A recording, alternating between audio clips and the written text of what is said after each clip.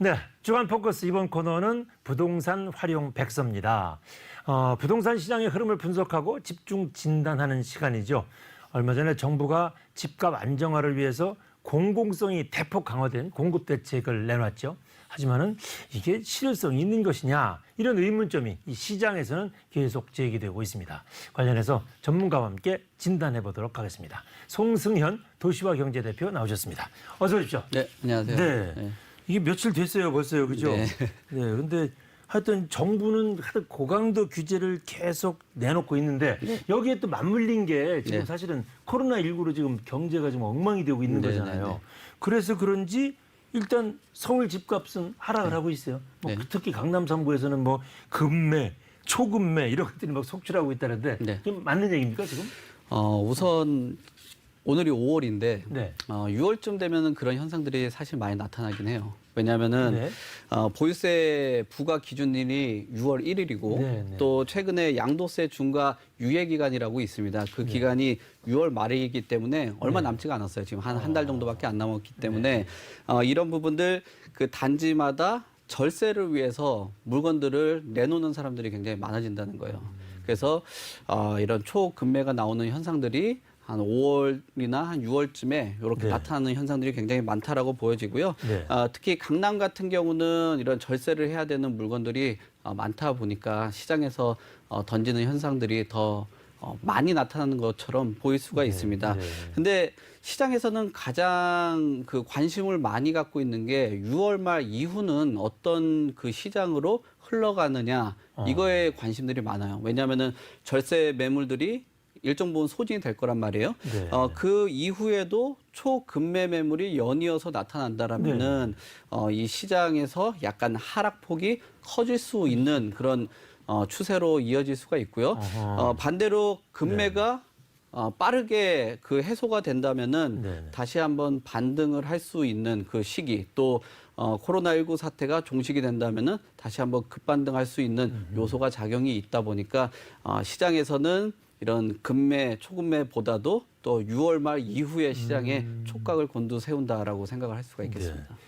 그럼 뭐 직접 그 강남 집을 갖고 계신 분들이야 뭐 자꾸 집값 떨어지는 것 때문에 마음이 아프시겠지만 네, 네.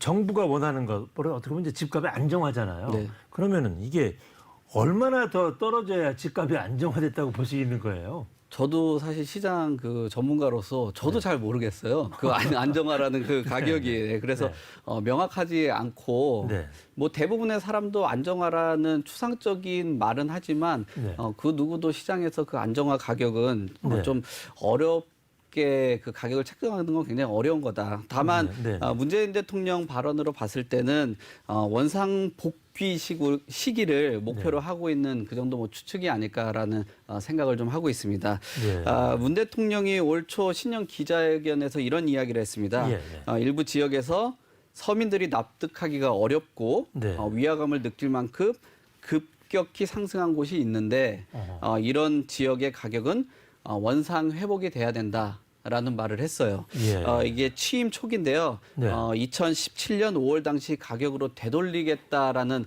얘기로 해석을 좀 해볼 수가 있는 겁니다. 취임 초의 값으로 돌아가는 게 원상 회복이다. 네, 일단은 뭐 그렇게 추측은 할 수 있는 가격이 그 정도 선이라고 보는데요. 네.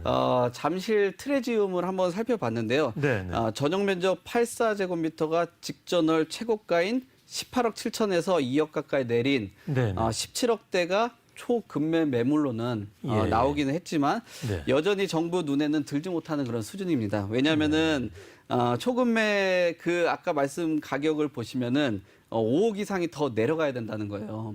그러니까 2017년 5월 해당 최고가 그 실거래가가 네. 12억 5천만 원이었는데 최저 거래가는 10억 4,500만 원입니다. 그러니까 아직 한참 멀었다라고 판단을 해볼 수 있고요. 네, 또 하나 더 예를 들어 본다면은 네, 네. 잠실주공 5단지 역시 예.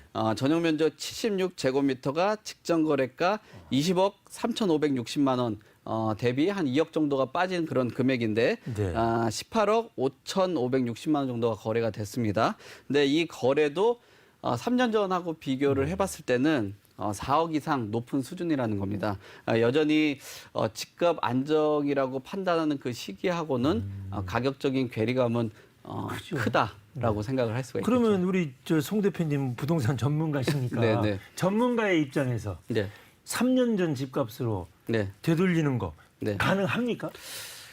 저는 조금 그거는 어렵지 않나라고 생각을 합니다. 왜냐하면은 네, 네, 올 초에 현 추세대로라면은 조금 뭐 폭락장으로는 오기는 좀 어려울 것으로 저는 개인적으로는 판단을 해요. 왜냐하면은 네, 네. 집값 초기에 네. 원상 복구하는 거는 수억 원이 내려가야 되는데 예. 이게 수억 원이 내려간다면 가계부채에 대해서도 생각을 해봐야 되는데 이 부분은 아마 그 정부에서도 반기는 일은 아니지 않나라고 생각해요. 그리고 또 3년 전 가격으로 간다는 거는 현재 그 상황으로 봤을 때는 불가능한 이야기인데 좀 더 네, 네. 현실적인 목표를 네. 갖고 가야 된다라고 보여지고요. 또 최근 물값도 그 집값도 물가만큼 상승을 했는데 이런 부분들은 어느 정도 인정을 하고 불로소득으로 얻는 거다라고 좀 시장에 있는 가격을 좀 매도하지 않아야지 뭐 그 시장에서 약간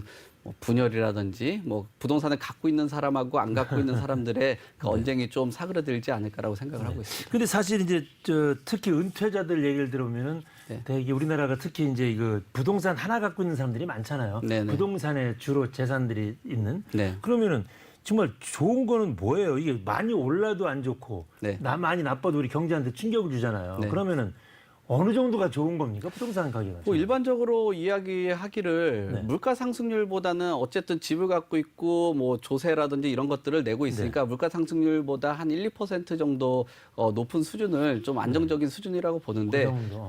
근데 현실에서는 꼭 그렇진 않잖아요. 뭐 경제적인 충격이 있을 수 있고 네, 네. 또 다른 재화가 상승하고 또 소득 수준이 오르면은 그 안에서도 변동하는 폭이 크기 때문에 네, 네.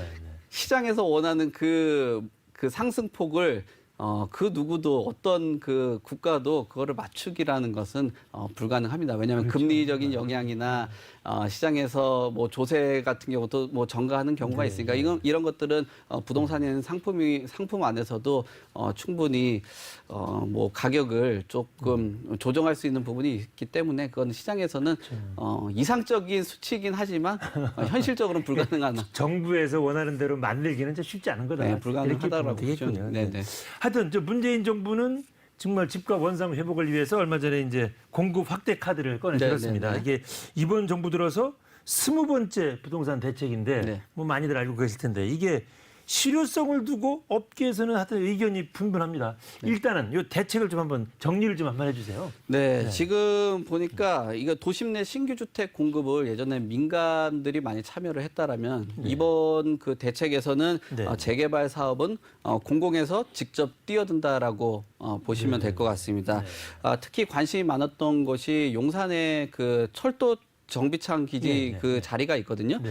이곳 같은 경우는 역세권 내 유휴부지 부분도 대규모 주거나 아니면은 뭐 업무 시설로 꾸미고 복합 단지로 조성하는 그런 그림을 전체적으로 가지고 있고요.